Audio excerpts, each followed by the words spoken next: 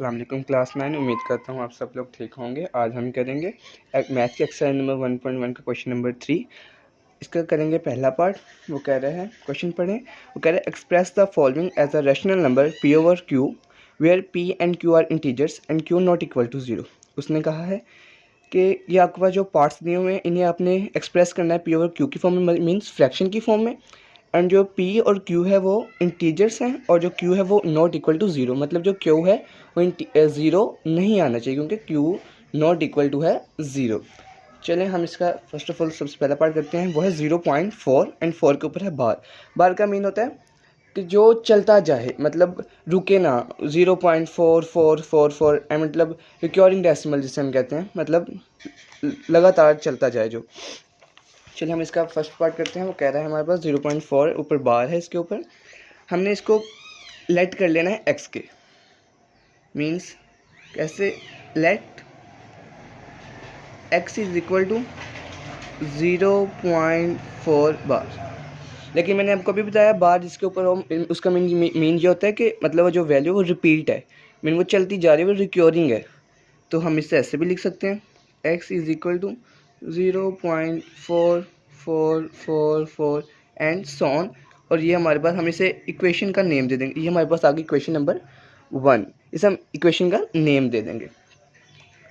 Next हम अगर point के बाद, ये रहा पॉइंट, पॉइंट के बाद एक वैल्यू हो तो हम उसे मल्टीप्लाई करेंगे 10 के साथ।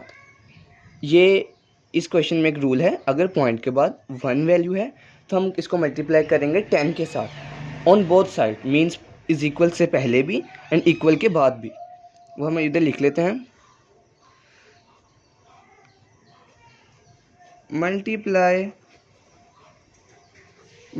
Bye 10 on both side. Mean कैसे? 10x इज इक्वल टू, मतलब हमने डायरेक्ट मैंने कर दिया है, मतलब 10 को x के डायरेक्ट मैंने मल्टीप्लाई कर दिया। और अगर हम इधर अगर मैं सिंपल लिखूं तो वैसे बनेगा 10 multiply by 0.4444 and so on.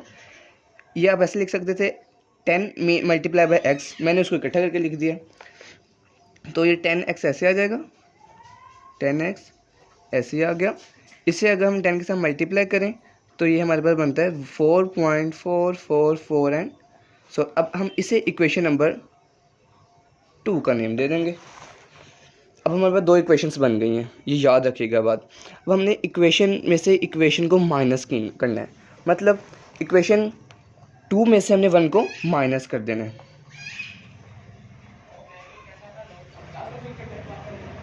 Subtract equation 1 from 2 means 2 में से 1 को माइनस कर डालेंगे। ओके, यहाँ पर हमारे पास आएगा 10x ऐसे आ जाएगा और माइनस ये 10x था और माइनस x फर्स्ट इक्वेशन का इज इक्वल टू ये 4 ये सेकंड इक्वेशन है माइनस 0.4444 एंड ये मैंने सोन चलता जा रहा है। ये 10 में से x माइनस करेंगे 9x आ जाएगा। और अगर इसको इसमें माइनस करें 4 में से माइनस किया 0, 4 आ गया। एंड इन 4 को इनके साथ अगर हम माइनस करते जाएं तो 0 आता जाएगा। तो वो ना भी लिखेंगे तो, क्योंकि पॉइंट के बाद 0 लिखें ना लिखें कोई बात नहीं होती। अच्छा, अब ये 9x के साथ इधर मल्टीप्लाई हो रहा है, ये इधर आकर 4 के साथ डिवाइड हो जाएगा। मीन कैसे? x is equal to 4/9। ये हमारे पास इसका है आंसर। अब उसने हमें क्या कहा था? उसने हमें कहा था कि आपने आंसर को एक्सप्रेस करना है p/q की फॉर्म में, मीन फ्रैक्शन की फॉर्म में। हमने वो कर दिया 4/9। मेरा स्पेस कम थी, लेकिन ये वाला स्टेप इसके नीचे आएगा, मीन एक लेदर स्टेप है ये। नेक्स्ट वो कह रहा है, नेक्स्ट उसका पार्ट है 0.37।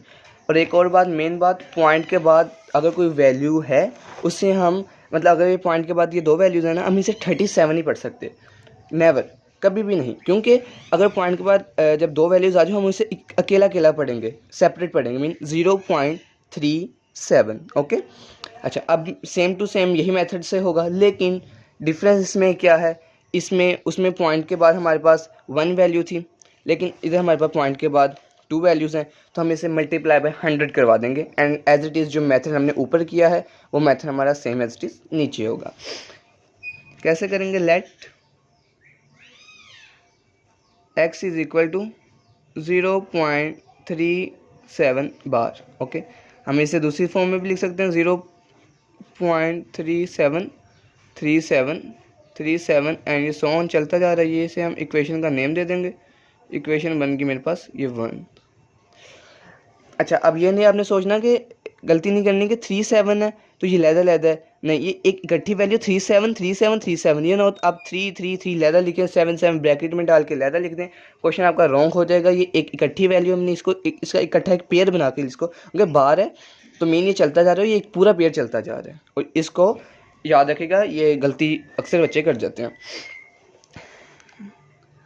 अब मैंने आपको बताया अगर पॉइंट के बाद 2 वैल्यूज़ हैं तो हम इसे मल्टीप्लाई करवाएंगे, multiply by 100 on both side. यहाँ पे आ जाएगा 100x लिख लेता हूँ, डायरेक्ट लिख लेते हैं, कोई बात नहीं। और अगर हम इसको भी अगर डायरेक्ट करना चाहें, मतलब 10 को अगर 37 से मल्टीप्लाई करना चाहें, डायरेक्ट भी करें, तो वो हमारे पास बनता है 37.3737 एंड इसे हम इक्वेशन का नाम दे देंगे 2। अब हमारे पास 2 इक्वेशंस बन गई हैं। अब मैंने आपको पहले बताया हमने इसको माइनस करना है, हम इसको करवा देंगे माइनस।